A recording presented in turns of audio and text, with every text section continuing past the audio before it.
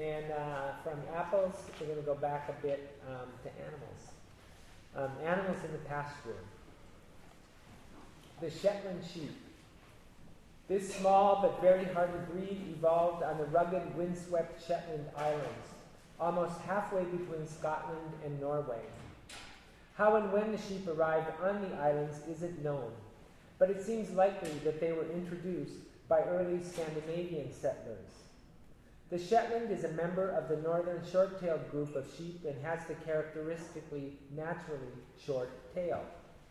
Evidence of a slight double coat, a tendency to molt, and a rich variety of natural colors indicate close ties to primitive ancestors. In times past, the fleeces were plucked from the sheep, a procedure called rueing, during their natural molt, but now most fleeces are shorn. Shetland has the finest wool among the British breeds, with a silky but slightly crisp hand. The staples are indistinct with tapered tips. The entire fleece is somewhat open. The wool doesn't have a noticeable luster, and the well-developed crimp gives it a light, airy feel. Shetland wool has traditionally been used to make warm, rugged fabrics, including Fair Isle knitwear and woven tweeds. The famed hand-spun Shetland lace yarns are made from selected neck wool, which is considerably finer and softer than the rest of the fleece. Fleece weight, 2 1/4 to 3 1/2 pounds. Fiber diameter, 50 to 60, I don't know what S means. Staple length, 2 to 5 inches, found in the United Kingdom, Canada, and the United States. And since we're on the topic of animals, I thought it appropriate to read some from Temple Grandin. And I'm going to read from her chapter on pain and suffering. How much does pain hurt? I think the real question isn't whether or not animals and birds and fish feel pain. It's pretty obvious they do. The real question is, how much does pain hurt? Does an animal with the same injury as a person feel as bad as a person does? We should be talking about degrees. I think the answer to whether the same injury in an animal feels as bad as it does to a person is often no, for a couple of reasons. For one, even when they're usually alone, animals, not always, but usually, act as if an injury or disease hurts them less than the exact same injury or disease would hurt a person. That's important. Beyond that, a lot of what we know about the brain leads me to think animals may have a different experience of pain than people do. I remember being struck a year or so ago when I came across a study saying that chronic pain is associated with widely spread prefrontal hyperactivity. That surprised me.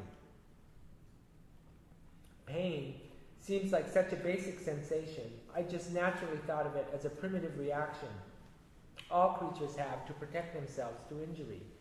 To me, pain seemed like an ancient lower down brain function. Since the frontal lobes are as high up as you can get, I wasn't expecting to read that pain is associated with high frontal lobe activity. That study made me wonder whether an animal's conscious pain may be less intense than a person's, because an animal's frontal lobes are smaller and less developed. When I started looking into the literature on frontal lobes and pain, I found out that psychiatrists have known about this connection for years. The idea that active frontal lobes mean active pain was so well established that in the 1940s and 1950s, a few psychiatrists began treating cases of severe and intractable chronic pain by surgically disconnecting the patient's frontal lobes from the rest of his brain.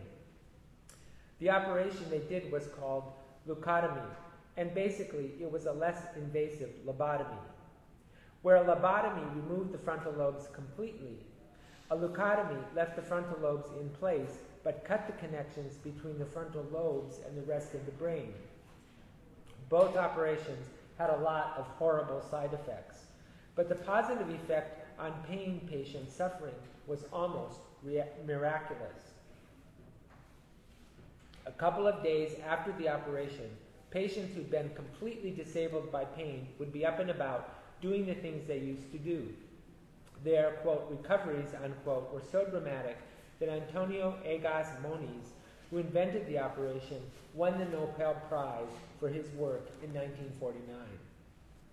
I put recovery in quotation marks because leucotomy patients didn't exactly recover. They acted like they'd recovered. But whenever people asked how they felt, they'd always say the pain was still there. What was different after surgery wasn't the pain. It was their feelings about the pain. They didn't care about it anymore. Antonio Damasio has a description of one of these patients in his book, Descartes' Error. The first time Dr. Damasio saw him, the patient was in such bad shape, he was, quote, crouched in profound suffering, almost immobile, afraid of triggering further pain, unquote. 2 days after the operation, the man was sitting in a chair playing cards with another patient. He looked completely relaxed. When Dr. Damasio asked the patient how he was doing, his answer was, quote, oh, the pains are the same, but I feel fine now, thank you, unquote. You can read story after story exactly like that one in the literature on leucotomy and pain. After their operations, leucotomy patients stopped caring about their pain. Dr. Damasio says they kept their pain, but lost their suffering. It's impossible not to imagine what it would feel like to have a severe pain but not be bothered by it, because for the rest of us, severe pain means suffering, period. They aren't two different things. I'm sure that's because our frontal lobes integrate sensory pain pathways so totally with frontal emotional pathways of suffering that we can't perceive a separation at all. It's a little like stereoscopic vision.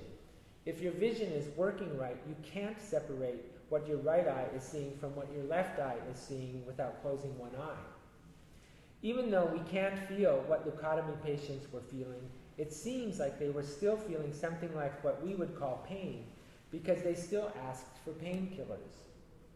On the other hand, after the operation, they stopped asking for real strong painkillers like morphine. All they needed was aspirin. It's possible they were feeling something similar to what the rest of us feel when we have pain mild enough to ignore. Mild pain is still pain, but it doesn't ruin your life, whereas severe pain hijacks your attention system. That's almost the definition of severe pain, that it commands all of a person's attention. Another piece of evidence the leucotomy pain patients were still feeling real pain, at least to some degree, is that if you suddenly poked one of these patients with a pin, they would shriek in pain. They would actually shriek louder than a normal person with normal pain perception. Most researchers chalk this up to greater pain but to lower impulse control. The frontal lobes censor and control outbursts of any kind, including screams of pain. These patients had lost their mental brakes. They screamed at a mild poke. I think injured animals are probably somewhere between a leucotomy patient and a normal human being. They do feel pain, sometimes intense pain, because their frontal lobes haven't been surgically separated from the rest of their brains. But they probably aren't as upset about pain as a human being would be in the same situation, because their frontal lobes aren't as big or all-powerful as a human's. That's why they don't slow down after surgery the way we do. They don't feel bad enough to slow down. I think it's possible that animals may have as much pain as people do, but less suffering. Next is a poem by Susan Stewart. Slaughter. 1. Remembering the shot that seemed to burst with no rebound, early November, a time when the light had waxed but verged on turning back, I asked what had happened and how it was done. For I had been reading the same story over and over of the breakdown in the fullness of the world. I finally realized that what I had hidden from in those early years was exactly the knowledge that had disappeared behind the givenness of all things to us now. I had thought that the very sound of the shot had created the silence, the denying silence all around it, and that the lack of an aftermath had come to stand for the loss of anything I might have known then. They began with the tools, the good set of knives, the curved one for skinning and the straight one for cuts, and the whetstones, the steels, the cleavers, and the bell scrapers, the saws and the hooks, the stunning axe, and the windlass.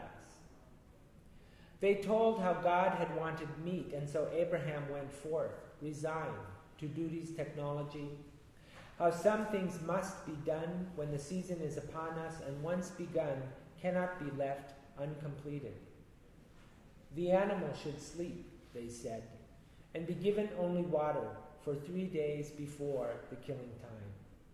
The stunning must be short, exact, a blow or shot to the forehead at the cross of an X between the horns and the eyes. 2. Then the sticker stepped forward. If you want my job, you must face in the same direction as the animal and stretch its neck as far as possible. Then press with your foot against the jaw and forelegs while you cut through the skin from the breastbone to the throat. You'll see at last the windpipe is exposed. Push with your shoe on the animal's flank.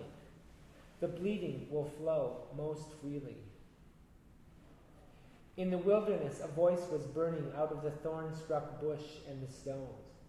God had in mind a supplement, turning the scene against itself, and would make what seemed at first beyond measure something trivial, undone, a kind of swerve like mercy, shielding us from closure. They explained the skinning must start with the head, and that very slowly the knife should be traced from the back of the pole to the nostril on the left, just along the line of the eye. They said to skin the side and a short distance down the neck until the head would be up on its base.